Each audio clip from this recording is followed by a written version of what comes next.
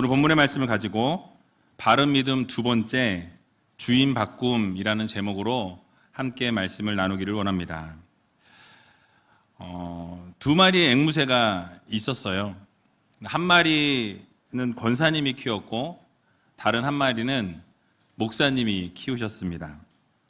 그런데 두 앵무새가 하는 말이 달랐습니다. 권사님 댁에 있는 앵무새는요, 아이고 죽겠네, 아이고 죽겠네, 이 말을 계속 반복했어요.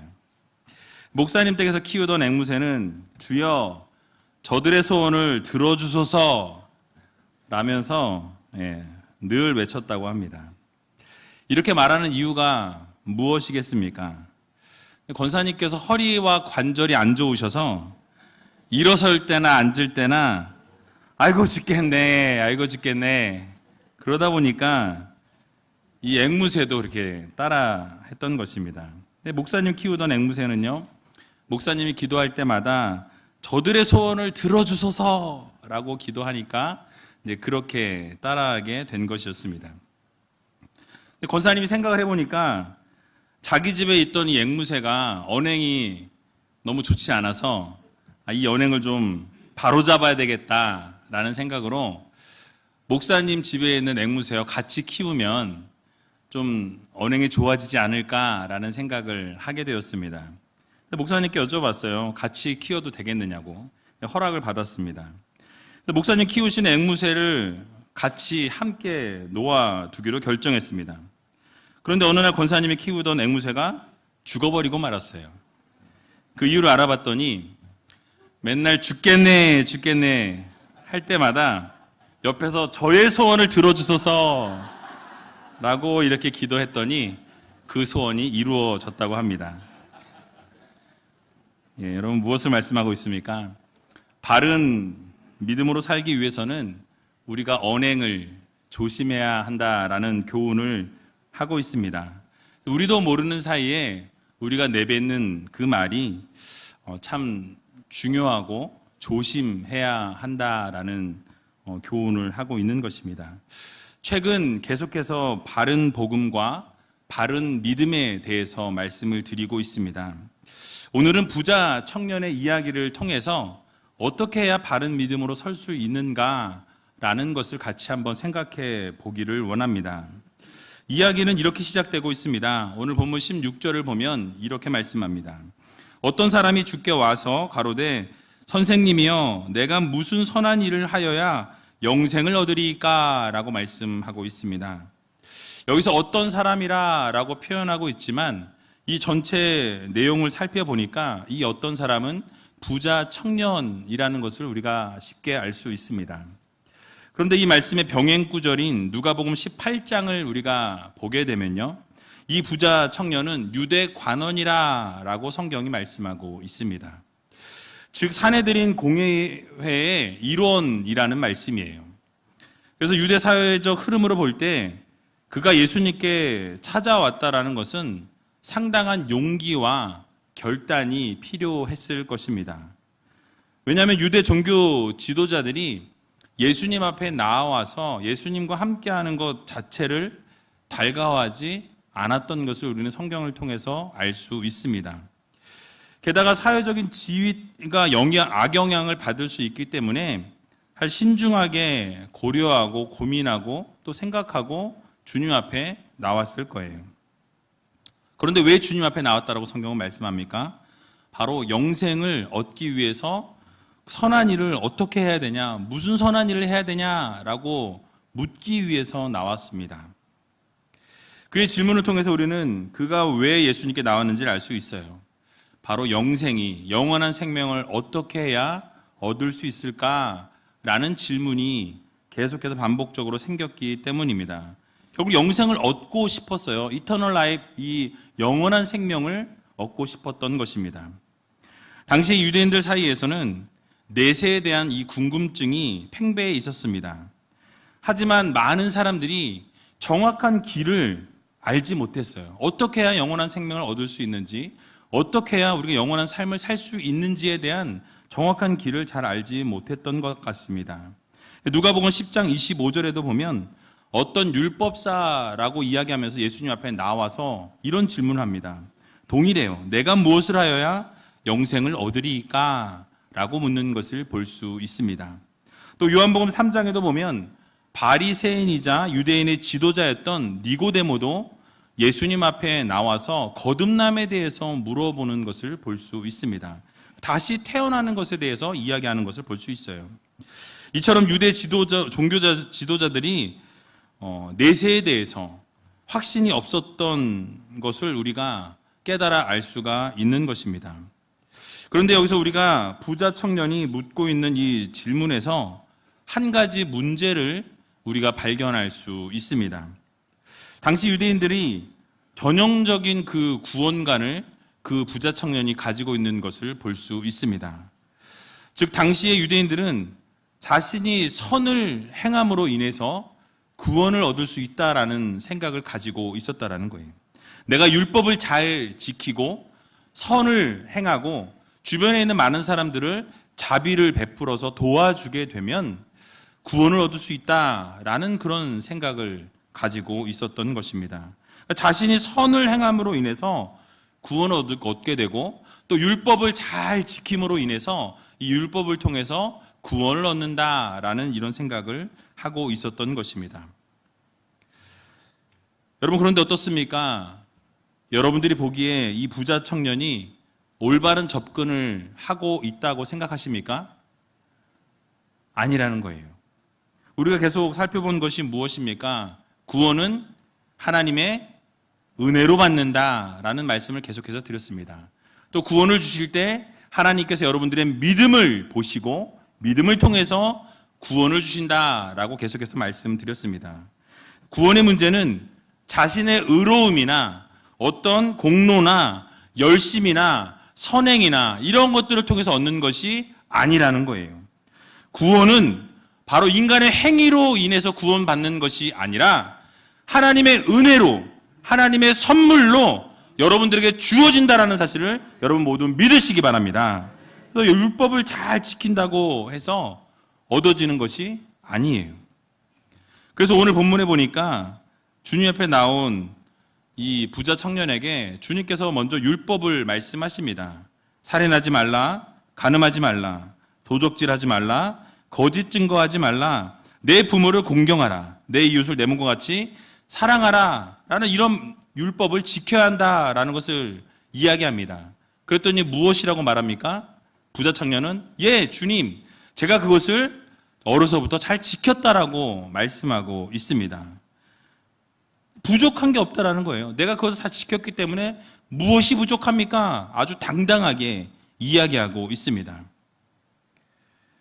그러나 여러분 타락한 인간들이 부족한 우리가 그 율법을 완벽하게 지켜낼 수 없다라는 사실이에요.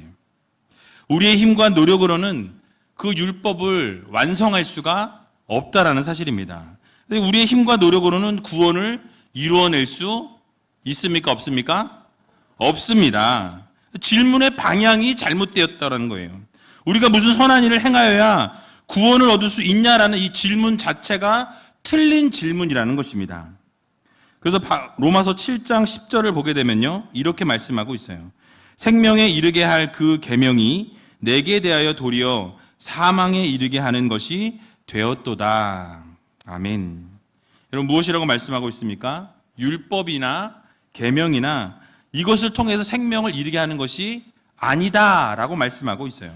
바로 이것이 결국 올무가 되어서 사망에 이르게 한다라고 말씀하고 있습니다.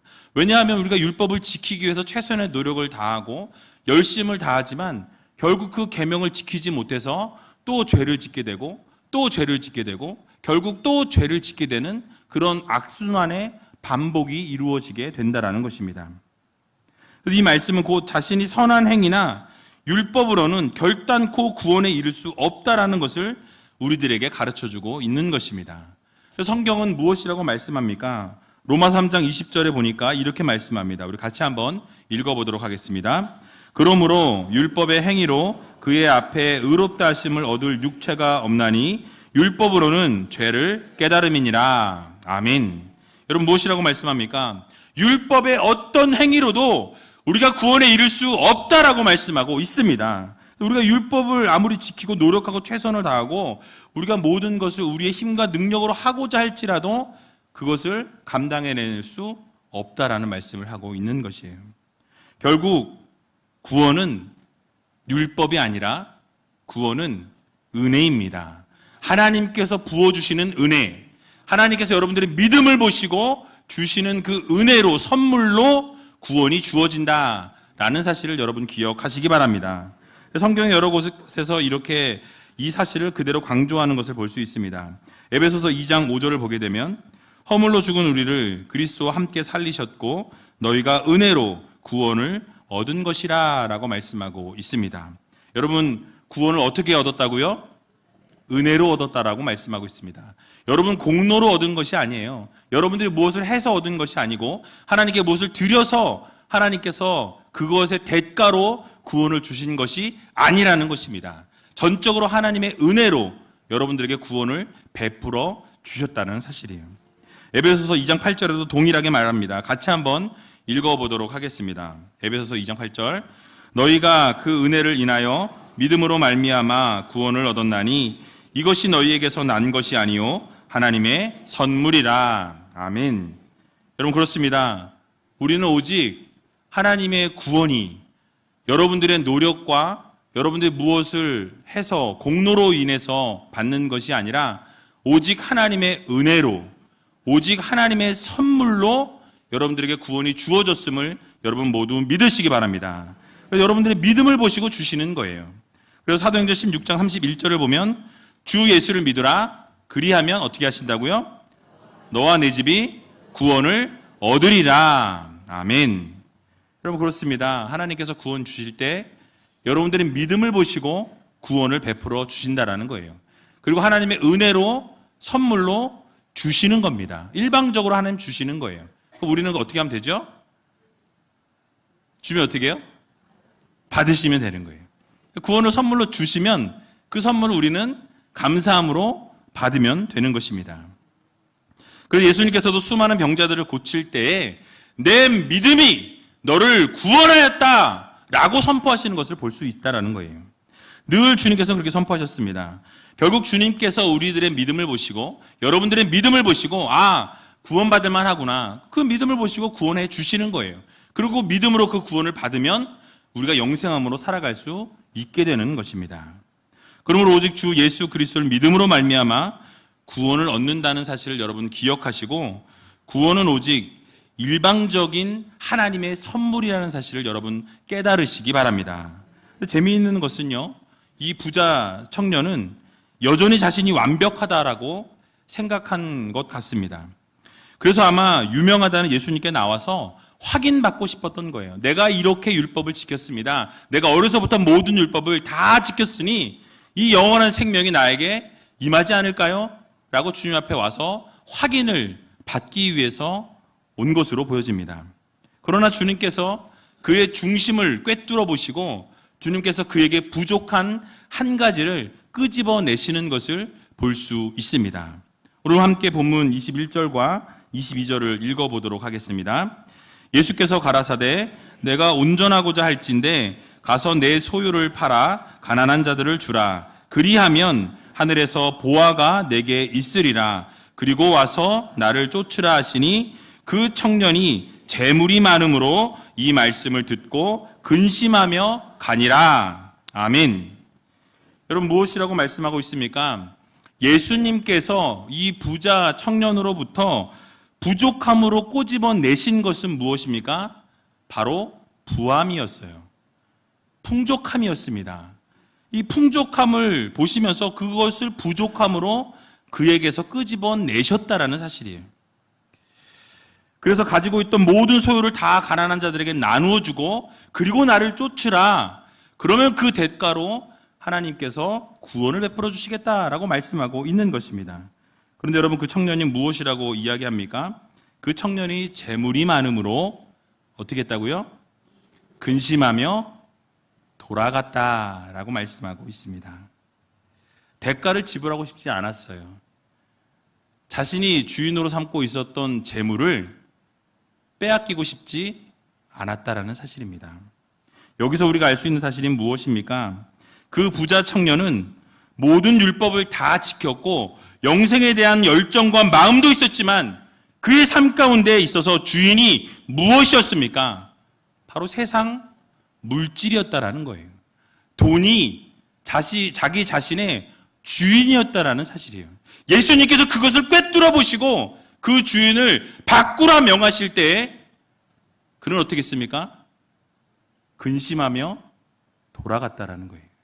그 말씀은 무엇입니까? 주인을 바꾸라는 그 명령을 듣지 아니하고 주인을 바꾸지 않았다라는 사실입니다. 아마 이 청년이 돈이 없고 재물이 없는 사람이었다라고 한다면 주님께서 다 버리고 쫓으라 말씀하실 때 아무것도 없기 때문에 쉽게 쫓아갈 수 있었을지 모르겠습니다. 하지만 부자 청년은 가진 것이 많아 고민하기 시작했습니다. 그리고 고민하고 내린 결론은 쫓지 않기로, 주인을 바꾸지 않기로 결단하게 되었던 것입니다. 예수님이 영생에 대한 처방전을 주셨음에도 불구하고 그 모든 것들 다 버려두고 따르라 라는 이 말씀을 듣고도 따를 수가 없었다라는 거예요. 이유가 무엇입니까? 그 부자 청년의 주인은 누구였어요? 물질이었어요. 그 부자 청년에게 있어서 가장 최고의 우선순위는 바로 세상의 물질이었기 때문이었습니다. 모든 중심이 물질이었던 이 청년은 영생에 관심은 있었지만 자신이 가지고 있었던 이 물질에 비하면 우선순위가 될 수 없었다라는 거예요. 모든 것이 물질을 향해, 모든 것이 세상을 향해 있었던 이 부자 청년은 절대로 그것을 내려놓을 수 없었던 것입니다. 주인을 바꿀 수 없었다라는 거예요. 그래서 물질이 가장 먼저였습니다. 재물이 가장 최우선순위였어요. 그 부자 청년을 움직이는 생각 덩어리가 바로 세상이요 물질이었던 것이었기 때문입니다. 때문에 물질을 포기할 수 없었다라는 거예요. 마태복음 6장 24절을 보면 주님께서 이렇게 말씀하십니다. 한 사람이 두 주인을 섬기지 못할 것이니 혹 이를 미워하며 저를 사랑하거나 혹 이를 중히 여기며 저를 경히 여김이라. 너희가 하나님과 재물을 겸하여 섬기지 못하느니라 라고 말씀하고 있습니다. 무엇입니까? 하나님 아니면 재물, 재물 아니면 하나님이라는 거예요. 두 주인을 함께 섬길 수 없다라고 말씀하고 있습니다. 예수님께서 부자 청년을 만나시면서 이미 그 청년의 주인이 재물이었음을 이미 알고 계셨다라는 사실이에요. 그리고 그 내면을 들여다보시고 가장 확실한 처방전을 그에게 내려주셨습니다. 그러나 그 내면 가운데 주인인 물질이었던 이 부자 청년은 그 문제 해결을 어떻게 합니까? 듣지 않아요. 걷어냅니다. 결국 주인을 바꾸지 못하고 재물이 많음으로 근심하며 돌아갔습니다. 오늘을 살아가는 우리들에게도 여러분들에게도 동일하게 주님께서는 말씀하십니다. 너희가 생각하고 있는 주인은 무엇이냐라고 오늘 이 시간 묻고 계신다라는 거예요. 여러분들이 하나님보다 더 사랑하는 것이 있다면, 여러분들이 주님보다 더 사랑하는 것이 있다면 그것을 주인을 바꾸라고 오늘 말씀하고 있는 것입니다. 나보다 더 사랑하는 것이 있고 하나님보다 더 우선순위에 두고 있는 부분이 있다면 오늘 이 순간 이 자리에서 그 모든 것들을 내려놓으시고 하나님만 바라보기를 원하신다는 사실이에요. 오늘 하나님께서 오늘 여러분들에게 말씀하십니다. 주인을 바꿔라. 나를 바라봐라. 오직 하나님만 바라보며 하나님만 붙잡고 살아갈 수 있는 여러분 되시기 바랍니다. 이 세상 물질이 아니라 이 세상의 부귀의 영화가 아니라 또 권력이 아니라 오직 하나님을 붙잡고 살아갈 수 있는 저와 여러분들이 다 되시기를 주님의 이름으로 간절히 축원드립니다. 반면에 이 부자 청년의 모습과 대비되는 사람을 성경에서 말씀하고 있는 부분이 있습니다. 바로 누가복음 19장에 나오는 삭개오라는 사람이에요. 이 삭개오라는 인물을 우리가 보게 되면 이렇게 소개하고 있는 것을 볼 수 있습니다. 예수님께서 여리고로 지나가실 때 그는 세리장이었고 부자였다라고 성경이 말씀하고 있어요. 동일하게 부자라고 말씀하고 있습니다. 그런데 이 삭개오는 예수님에 대한 소문을 듣고 예수님을 보기 위해서 앞으로 나아가기를 원했습니다. 그런데 성경에 보니까 한계가 있었어요. 그가 키가 작았다라고 말씀하고 있고요.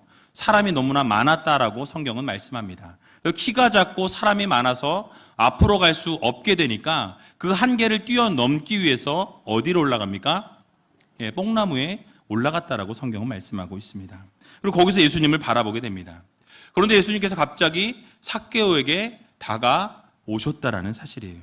그리고 주님께서 이렇게 말씀하십니다. 내가 오늘 내 집에 유하여야 하겠다라고 말씀하셨어요. 내가 오늘 네 집에 머물러야 되겠다라는 거예요. 그럴 때 삭개오가 어떻게 합니까? 급하게 내려와서 예수님을 영접하였다라고 성경은 말씀하고 있어요. 주님을 영접했습니다. 그런데 그때 그에게 놀라운 기적의 역사와 변화가 일어나게 되었습니다. 주님께서 부자 청년에게 말씀하신 것처럼 내 소유를 팔아서 불쌍한 자들에게, 다 가난한 자들에게 나눠주라 라고 말씀하신 적이 없었다라는 거예요. 그러나 삭개오는 스스로 자발적으로 주님 앞에 이렇게 약속을 하는 것을 볼 수 있습니다. 이렇게 약속했습니다. 주여 보시옵소서, 내 소유의 절반을 가난한 자들에게 주겠사오며 만일 네 것을 토색한 일이 있으면 4배나 갚겠나이다 라고 말씀하고 있습니다. 여러분, 무엇입니까? 분명히 삭개오도 부자였습니다. 그런데 예수님을 만나는 그 순간에 그의 삶이 바뀌었다라는 거예요. 그리고 자신이 가지고 있었던 모든 재산의 절반을 불쌍한 자들에게 나눠주겠습니다 라고 이야기하고, 남의 것을 강탈한 적이 있거나 뺏은 적이 있으면 그것에 대해서 4배로 갚겠나이다 라고 약속하는 것을 볼 수 있다는 사실이에요. 여러분, 무엇입니까? 주인이 바뀐 거예요. 그동안 물질이 주인이었고 그의 직업이 세리장이었다라고 말씀합니다. 바로 이스라엘 백성들로부터 모든 세금을 다 거두어서 어떻게 한 것입니까? 로마에 바치고 자신이 그 중간에서 많은 이득을 취했던 그런 사람이었어요. 물질이 최우선이었고 물질이 자기 자신의 주인이었고 물질이 자신의 모든 것이었던 이 삭개오가 예수 그리스도를 만남과 동시에 그의 삶이 완전히 180도 바뀌어지는 놀라운 기적의 역사가 일어났다라는 것입니다. 바로 예수님을 만나자 그동안 돈의 노예로 살고 재물을 주인으로 섬겼던 이 삭개오가 자신의 주인을 바꾸는 그런 기적의 역사가 일어났습니다. 자신에게 있었던 모든 것이자 최고의 주인이었던 이 돈과 물질에 우선순위를 두었던 이 삭개오가 예수님과 만남과 동시에 이제 그 모든 재산을 나누어주고 또 강제로 뺏었던 모든 것이 있다면 그것도 4배로 갚겠다라고 말씀하고 있습니다. 아까 말씀드린 것처럼 그 이유가 무엇이라고 여러분 생각하십니까?